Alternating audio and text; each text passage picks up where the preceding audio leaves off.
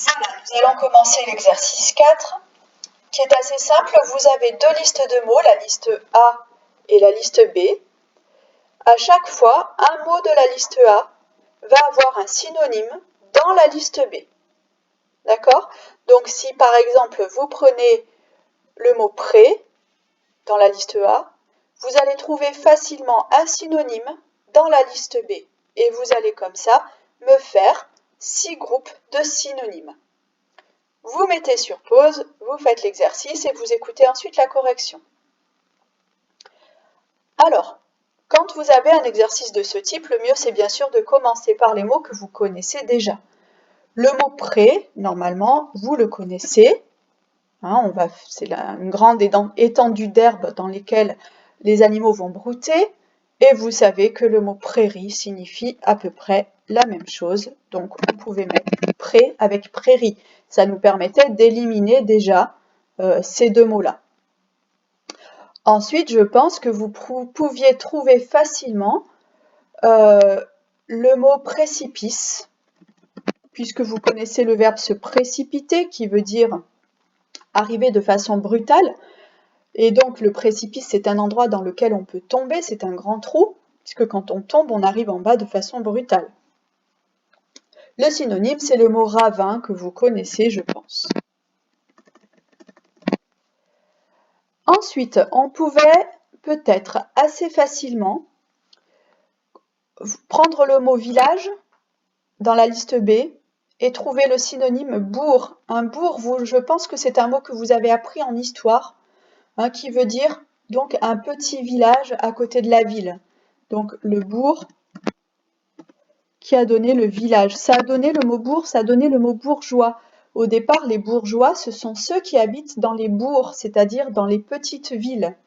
Et puis, ces gens qui habitaient dans les petites villes faisaient souvent du commerce, donc ils s'enrichissaient. On parle ici du Moyen-Âge, et de ce fait, on les appelait les bourgeois.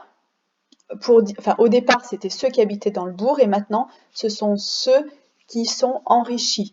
Aujourd'hui, attention, c'est un terme péjoratif, on n'utilise pas ce terme-là pour parler de quelqu'un de riche, c'est très péjoratif. Enfin, vous aviez le mot clairière. Clairière, on l'a vu dans les exercices précédents. C'est un endroit où il y a de la lumière ou un endroit qui est clair, parce que par exemple dans une forêt, à un moment donné, on n'a pas d'arbres, et donc c'est clair. Et donc, on va dire que c'est synonyme d'une trouée. Une trouée dans la forêt, c'est comme si vous aviez un trou dans la forêt, un endroit où il n'y a pas d'arbres et donc où la lumière peut passer par ce trou, par cet endroit. Il nous reste donc l'eau, qui bien sûr va avec onde. On l'a vu à plusieurs reprises ce mot. Je vous avais dit que l'onde, c'est ce qui fait des zigzags. Regardez ma souris, c'est ce qui fait cette forme-là. Parce que c'est en latin, le mot onda, ça signifie l'eau. Et l'eau fait des vagues. C'est pour ça que maintenant, on parle aussi des cheveux ondulés, des cheveux qui font des vagues. Alors, je me suis éloignée un petit peu. Donc, l'eau a pour synonyme l'onde. Et enfin, il nous reste de ce fait deux mots, le mot chemin et le mot sentier, qui sont parfaitement synonymes. Souvent, sentier, c'est un petit chemin dans la nature, très étroit. Alors, on peut passer à l'exercice 5, où vous devez compléter les groupes nominaux pour former un adjectif formé à partir des mots qui sont là. Donc, champ, vous savez ce que c'est, forêt, montagne, vallon. Un vallon, c'est une petite vallée. Les marécages, qui est un endroit où il y a beaucoup d'eau et de boue et de terre. La broussaille, vous connaissez, et la roche, que vous connaissez aussi. Donc, un paysage où il y a beaucoup de champs, vous devez former l'adjectif qui correspond. Je fais le premier avec vous. Ça va être un paysage champêtre. Et vous devez faire la même chose avec les mots suivants. Vous voyez qu'au début, je vous ai à chaque fois mis la toute première partie du mot. Donc, un chemin fort, vous allez évidemment le fabriquer avec le mot forêt. Vous mettez la pause, vous faites l'exercice et ensuite, je vous propose la correction. Alors, vous avez mis pause, un chemin dans la forêt, c'est un chemin forestier. Vous voyez ici qu'on avait un accent circonflexe sur le E. On avait déjà expliqué que quand on a un accent circonflexe sur un mot français, c'est qu'avant il y avait un S qui a disparu. Et je vous avais aussi dit que parfois ce S, il revient dans les mots de la même famille. Et vous voyez ici que le S, il revient, un chemin forestier. Ensuite, une région où il y a beaucoup de montagnes, c'est une région montagneuse. Et s'il y a des vallons, c'est-à-dire s'il y a des montagnes, il y a forcément des petites vallées, ce sera une région vallonnée. Un terrain où il y a beaucoup d'eau mélangée à la terre, ça va être un terrain marécageux. Un jardin où il y a beaucoup de broussailles, ça va être un jardin broussailleux. Et une montagne où il y a beaucoup de rochers, vous avez dû trouver une montagne rocheuse. Pareil, on met les mots en gras parce que ce sont des mots que vous allez pouvoir utiliser pour enrichir votre description lorsque vous allez faire votre rédaction. Donc, à copier sur une feuille de brouillon pour pouvoir vraiment les manipuler, ces mots-là. On va faire l'exercice 6 et si on peut, si ça ne dure pas trop longtemps, l'exercice 7. Vous avez encore une fois des mots, une cascade, une source, un méandre, une berge, un ru et l'onde. Ces mots-là, vous devez les associer avec la bonne définition. Alors, vous mettez la pause, vous faites l'exercice, comme d'habitude. Pour vous aider un petit peu, cascade, source, je sais que ça marche.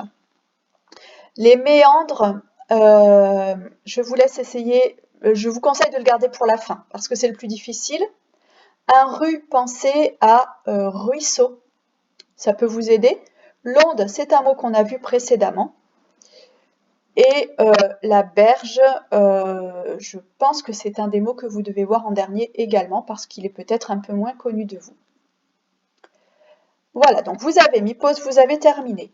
Une sinuosité, c'est-à-dire un zigzag, qui est décrite par un cours d'eau, eh bien, c'est le mot le plus difficile, je pense, de cette liste. C'est un méandre. Les méandres d'un cours d'eau, c'est les zigzags. Un cours d'eau qui va avancer comme ça en zigzag. Une chute d'eau, je pense que vous l'avez trouvé facilement, c'est une cascade.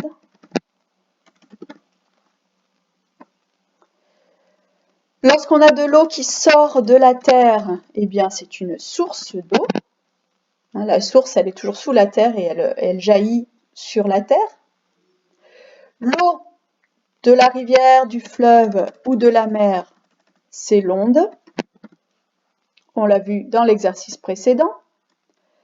Un petit ruisseau, c'est un ru.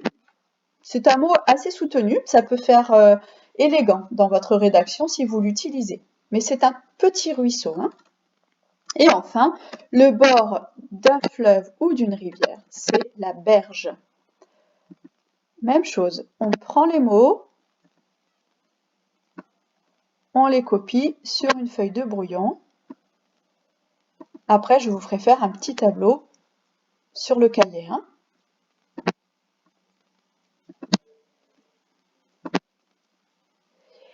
Et enfin, dernier exercice, l'exercice 7, regroupe les mots qui désignent une eau sale et ceux qui désignent une eau propre.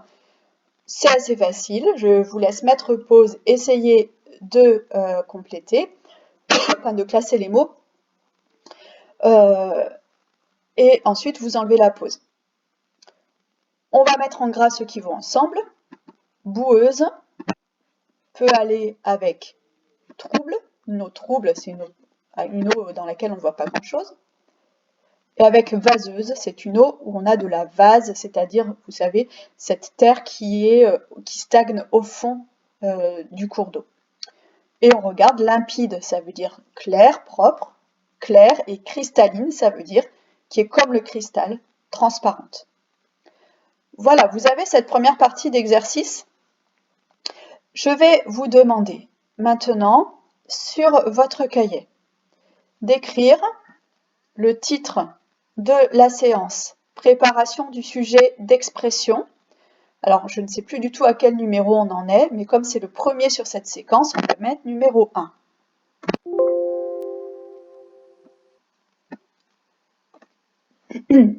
Ensuite, je vais vous demander de copier ce sujet. Je sais que ça va vous prendre un petit peu de temps, mais il faut que vous l'ayez quelque part où ce soit pratique de le consulter.